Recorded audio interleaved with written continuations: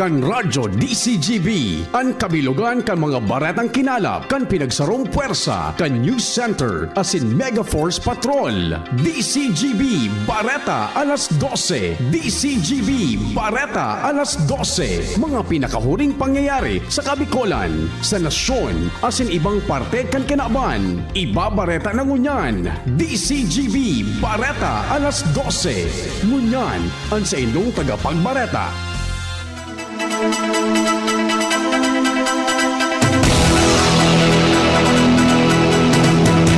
Diyos maray na pagkauto mga tugang, hindi na po ang kateripunan, kan mga darakulang barata ngunya na pagkauto. Aldaw nin Sabado, Petsa 25 kan Hulyo 2026. Kami po ang sa indong magiging tagapagbareta. Ako po si Nicole Ann Gloriani. Ako man po si Angel Mustaza. Sa headlines kan mga darakulang bareta, ano tang headlines kan mga bareta sa lado lokal. Buset, libre asin daing bayad, mga fixer asin nagpromisa nin slot, pipaimbestigaran kan Bicol University.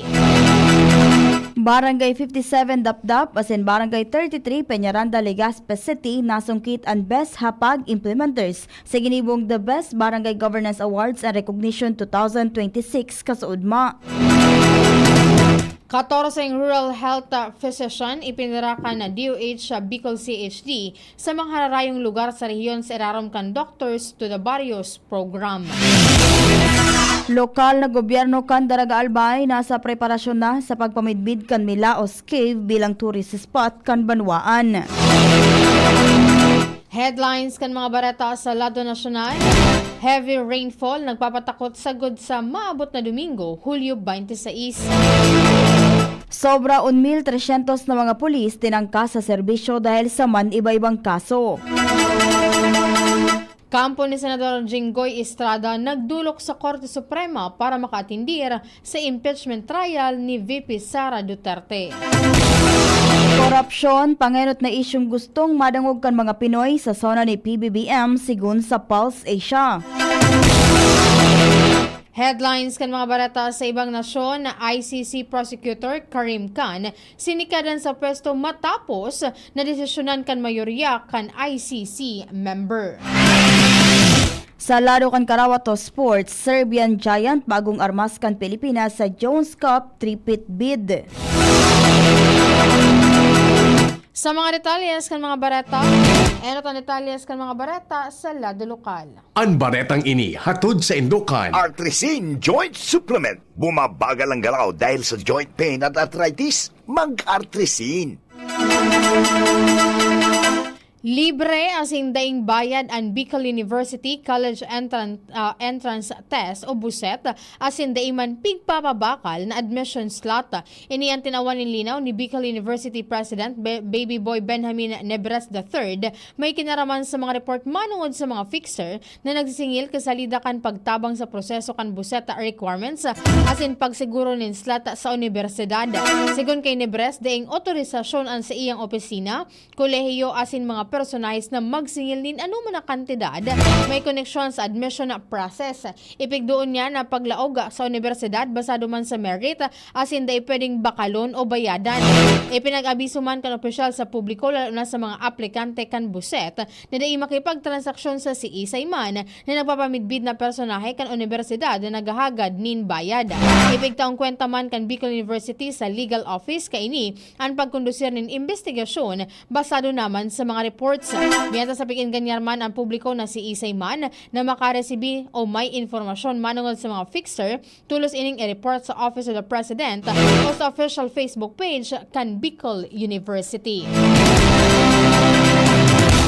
Nasungkit kan Barangay 57 Dapdap asin Barangay 33 Peñaranda ang Best Hapag Implementers sa ginibong The Best Barangay Governance Awards and Recognitions 2026 sa Legazpi City kasuudma Hulyo 24. Pinagmidbid ang duwang barangay na pinamamayuhan ni na punong barangay Glen Barcelon asin punong barangay Mafe Velasco dahilan kan epektibong pagpapautob kan hapag o halina't magtanim ng prutas at gulay program. Ang programa mauot na mapakusog ang seguridad sa pagkaon, tamang nutrisyon nutrisyon, pagataman sa kapalibutan asin pagbusol nin urban gardening sa mga komunidad. Kaibahan man sa mga naging hapag awardee sa seremonyas ang Barangay 55 Estanza, Barangay 11 Maoyod, Barangay 20 Cabaangan East, Barangay 61 Maslog, Barangay 70 Cagbakong, Barangay 64 Bagakay, Barangay 47 Arimbay, Barangay 34 Orosite, Barangay 23 Imperial Court, Barangay 56 Taysan, Barangay 63 Mariawa, Barangay 65 Imalnod, Barangay 60 Lamba,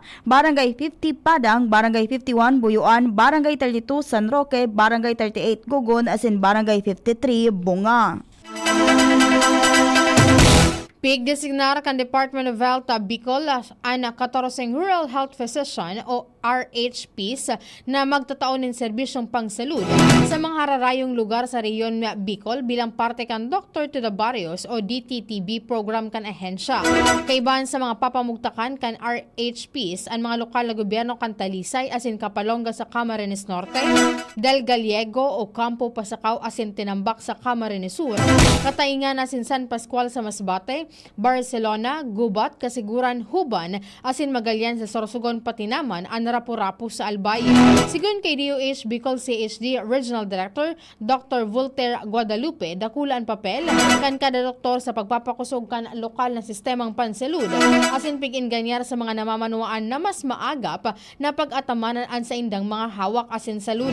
Sa ipinadara o an ipinadarang mga doktor ang matinir sa nasabing lugar sa laog nin 2 taon tanganing makapagtaon in primary health care, magtabang sa pagpapautob kan mga programang pangsalud, asin sumportaran ang kamauotan kan gobyerno na magkaigwan ng doktor ang kada munisipyo sa Rarom kan Universal Healthcare Program. Bilang preparasyon sa pagpapakusog kan industriya kan lokal na turismo sa Daraga Albay, ginibog kan lokal na gobyerno ang pag-inspeksyon asin pagbisita sa Milaos Cave sa Barangay Napasan, Daraga. Sigun kay Daraga Mayor Victor Perete, sarong orgulyo kan Daraga ang kuweba kun kaya pigaadalan ninda kung paano mapapamidbid ang lugar sa mga turista. Mantang pinagtawan man prioridad ang pagmantenir kan orihinal lagayon, kalinigan asin pangkagabsan na seguridad kaini. Base sa mga lokal na residentes kan lugar ang ngaran na Milaos, hali sa parte kan lugar kung saan naglataw o nagpuon ang bulos kan tubig, mantang ang naglaos naman ang apod sa balyong puro na nagsiserving luwasan kan kuweba. Sa presente bukas asin libre ang pagbisita sa Milaos Cave asin underground river para sa publiko. Voluntaryo man ang pagtaonin tips sa mga lokal na tour guide kan lugar na nakaantabay sa pag-alalay sa mga bisita. Kantidad 10,000 pesos na asistensya asin maniwebang psychosocial support ang ipinaabot ng Department of Social Welfare and Development o DSWD Bicol sa mag-iina na biktima din pang-hostel sa mismong padre di pamilya sa Libon, Albay. Sigun kay Municipal Social Welfare and Development Officer Rosalie Mapa Barizo, ang asistensya ang sa ilaram kan assistance to individuals in crisis situation o AICS mantanga nag-opresir man sinda din psychological first aid sa mga biktima tanganing makayanan ang trauma na darakan insidente.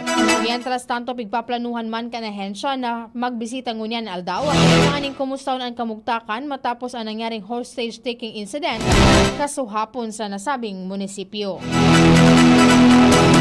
Tulong individual ang arestado matapos na dai magbayad kan sa indang bill sa sarong resort hotel sa Ginubatan, Albay. Sigon kay Ginubatan PNP Chief Police Major Genevieve Osirin, bandang alas 3 nin pagkahapon kasuudma kan magpasiring ang sarong empleyado kan dai pinangaranan na resort hotel sa Hepatura. Tangani maghagad nin tabang matapos na dai magbayad ang tulong customer kan sa indang bill sa pagtinir sa establishmento. Tulos na nirespondihan kan mga personahes kan pulisya ang lugar kung sa inaabutan ang tulong suspect na sina alias Lin, residente kan Pasig City, alias Mark kan General Trias Cavite, asin alias Mon, residente kan Lanao del Sur. Nagpuon mag-check-in ang mga persona kan Hulyo 14 na sa Enot, overnight man sa nadapat. Nag-extend ang mga ini asin nagbalyo sa mas dakulang o kwarto kan mga nagsunod na aldaw. Sa oras kan paniningil, nagpromisa ang mga ini na magbayad asin pigahalat sa naninda ang pondo sa indang mga bangko.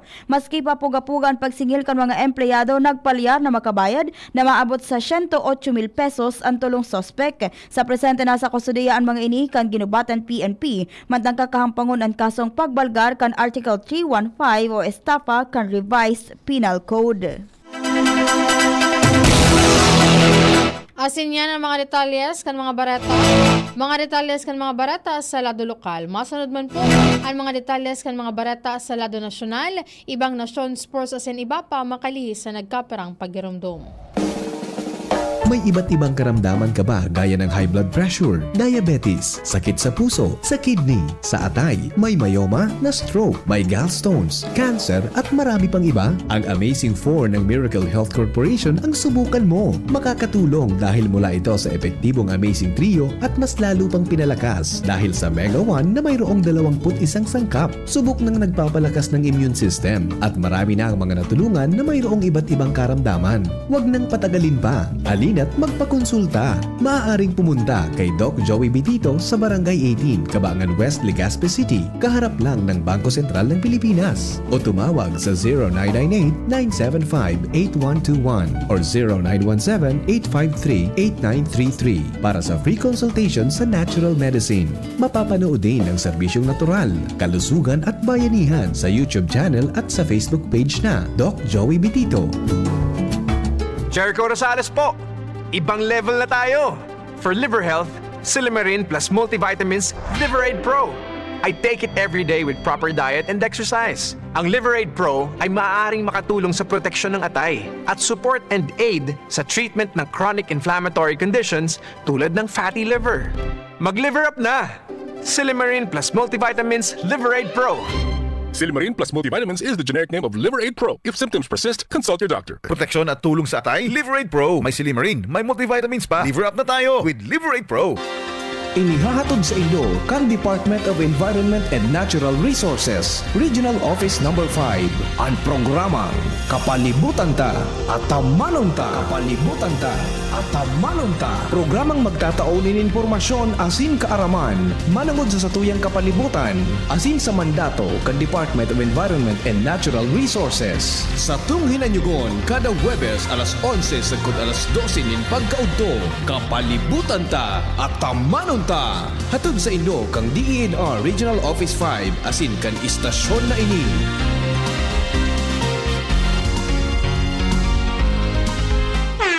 Ahoy! Kidney Care time!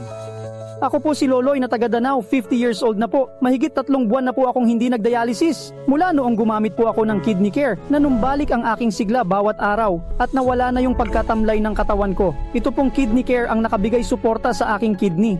Ngayon po, kahit saan ako pumunta, nakakaya ko na po dahil bumalik sa normal ang kidney ko. Maraming salamat sa Kidney Care. You care, we care. Kidney Care. Ang Kidney Care ay mabibili sa Mercury Drugstore at mga suking butika. Kung ikaw ay edad 50 pataas katulad ko, may mataas na ang risk ng panlalabo ng paningin. Mas challenging ang pang-araw-araw na gawain tulad ng pagbabasa, pagsusulat, at pagmamaneho. Ang Optin ay may lutin na maaari makatulong sa kalusugan ng mata, nilalabanan ang epekto ng glaucoma, macular degeneration at katarata. Kitang-kita ang kalusugan. Mabibili ang Optin sa mga pangunahing butika nationwide. Mahalagang paalala, ang Optin ay hindi gamot at hindi dapat gamitin panggamot sa anumang uri ng sakit. Elevate your self-care routine with great finds and bigger savings at the Metro Supermarket Health and Beauty Fair, happening from July 1 to 31. Enjoy amazing deals with your favorite health, wellness, and personal care essentials, now with up to 50% off on selected items. And that's not all. Get a free gift with a qualifying purchase. Look good, feel good. #bold beautiful you. Per DTI Fair Trade Permit number FTEB 258707 series of 2026. Tagulan na. Uso na naman ang ubo. Mabuti ng handa. May Plemex Forte ako. Ang Plemex Forte ay natural na lagundi. Tumutulong palabasin ang plema para tumigil ang pagbubo. Ginhawa sa paghinga. Sakto talaga. Plemex Forte. Syrup o capsule. Basta lagundi. Plemex. Vitex Negundo L. Lagundi leaf is the generic name of Plemex Forte. If symptoms persist, consult your doctor. DZGB Bareta alas 12.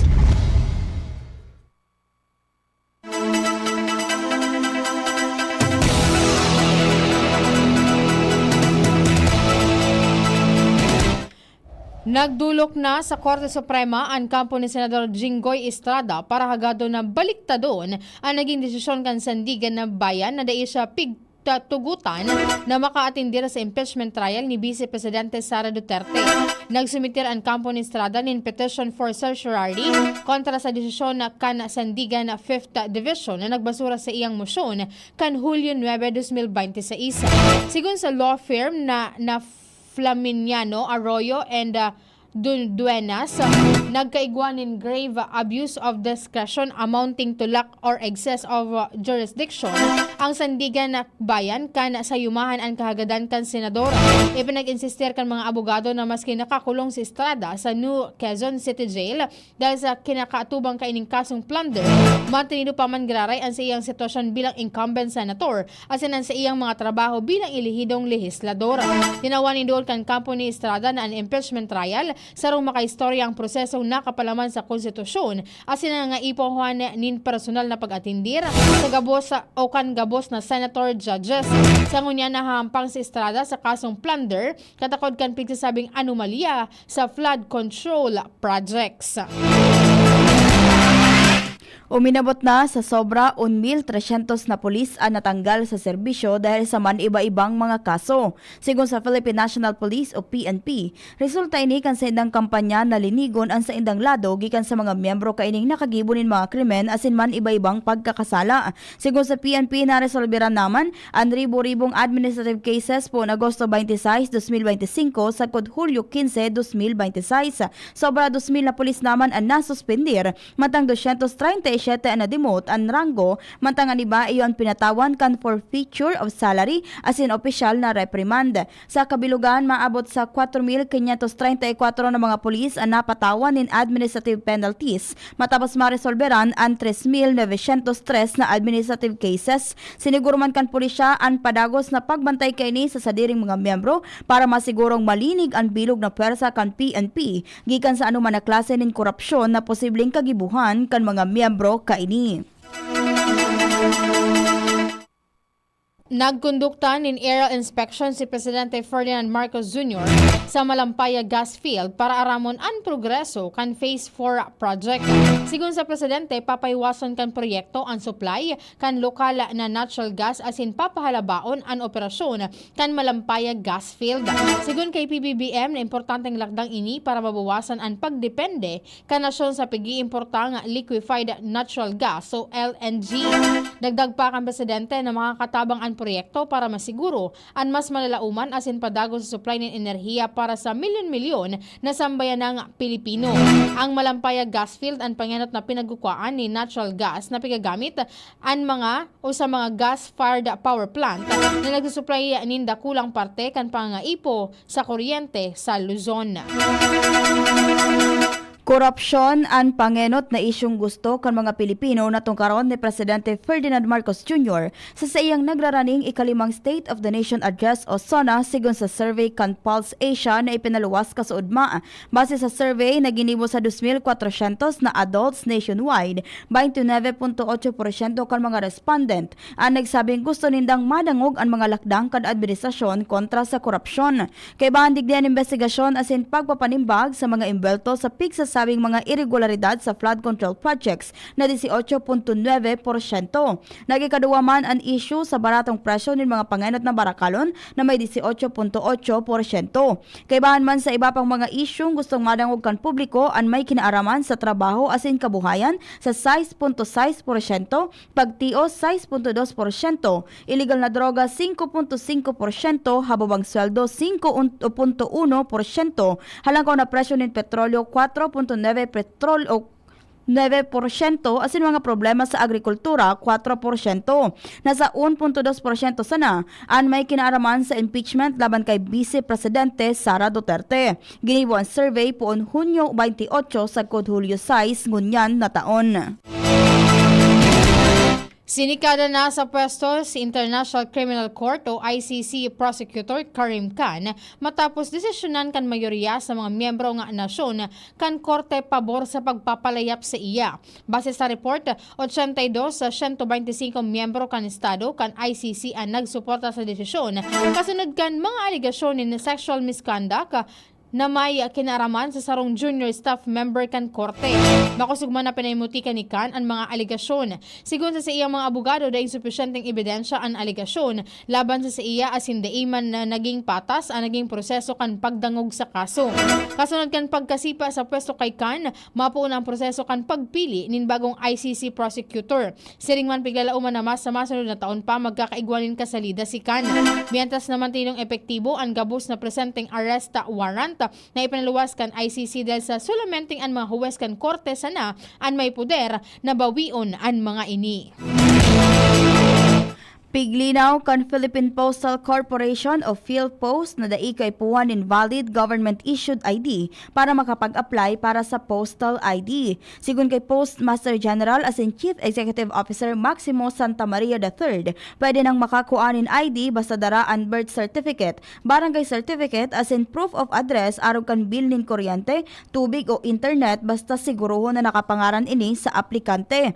Kamautan kayning itama ang salang pagtubod na kaipuhan unang magkaigwanin ibang government-issued ID bago makakuanin postal ID. Sigun pa kay Santa Maria, kamautan pa kan postal ID na magserbing pangenot na government-issued identification kan mga Pilipino asin gibuho na mas madali ang pagpapatunay kan sa indang identity. Ang postal ID pigaako sa dakol na transaksyon sa pampubliko asin pribadong sektor kay bahanan pagbukas nin bank account, pag-apply kan pasaporte, pagkuanin mga parcel asin iba pang legal asin pinansyal na transaksyon. Bukas ang PhilPost sa oras na alas 8 nin aga sagkod alas 5 nin hapon sa mga branch sa mga mall puon Lunes sagkod Biyernes.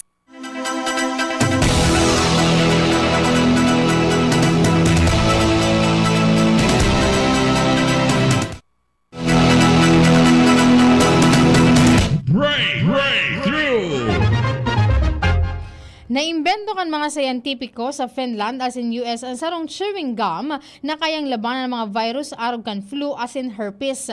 Sigon sa indang pag-aadal, ang chewing gum ginibo sa pinulbos na pisog kan lablab bean kung sa may natural ining protina na pigaapod na frill na kayang mag-neutralize tin virus. Ang chewing gum napatunayan na epektibo sa pagpababa kan mga viral load flu na sobra sa 95%. Bara naman sa mga virus may diit mas diit na frill sa naan kinakaipuhan. Sigun sa mga eksperto, ligtas ining gamiton kung sain kayang tumagal kainin 800 na aldaw na dain nararaot o dain nawawara ang bisa kaini. Istoryang naiiba! Lalong naglalaan kondisyon kan sarong babae sa Russia matapos na magpa-acupuncture tangali mahali ang matinding pangungulog kan sa iyang tabay. Sigun sa report, nagpakonsulta ang babae sa sarong midbid na acupuncture practitioner sa Krasnoyarsk o Siberia. Alagad matapos sa naan enot na session, mas nagtindi as nag-abot na sa bitis ana mamati ang nakulog sagkod sa dain niya na ini mailakaw pa. Dahil sa naglalalang kondisyon, nagpasiring siya sa ospital kung sa ginibong x-ray. Nadiskubre kan mga doktor ang daing mababa sa 10 na saradit na pidaso kan bari na acupuncture needle na nawalat asin nakalubong sa iyang bitis. Dahil pa mapaliwanag kung paano nabari ang mga karayom sa sarong session, lalo pang pigsasabing eksperto ang nagkondusir kan acupuncture procedure.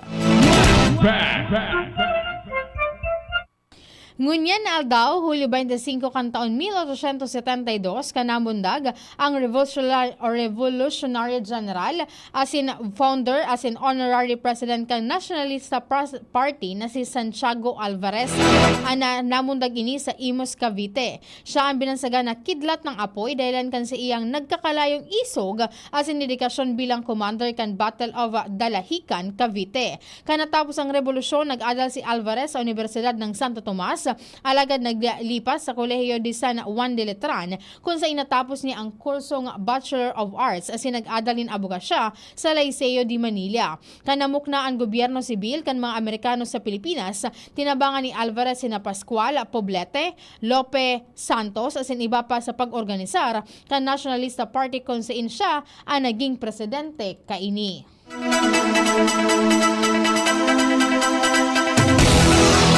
Asin yan po ang mga kabilugan, detalles kan mga barata. Pinagsurat dyan da pinagtarabangan sa samuyang DCGB News Bay. Kan samuyang news director as in news manager Sir Mar de la Cruz. Ang mga kaibahan mo po sa Radio Technical, si Kuya John Napoles, si Jerome Nico Martinez, ang mga intern hali sa Sorsogon State University, Roland, as in Denver. Mali ang aking sinasabi. Si Jerome Nico Martinez sa IT. Kami po ang sa indong naging tagapagbareta. Ako po si Nicole Ann Gloriani as in happy birthday sa kuyang pamangkin na si Luna Isabel Villanueva dyan sa Polangi, Albay. Ako man po si Angel Mustaza. Salamat kan sa indong pag-antabay, marahay na pagkahapon. Sa indong nadangog ang mga darakulang bareta ngunyan na aldaw. Ang tabayan ng giraray sa aga, ang sarupang edisyon kan DCGB Bareta alas 12. Abangan ang masunod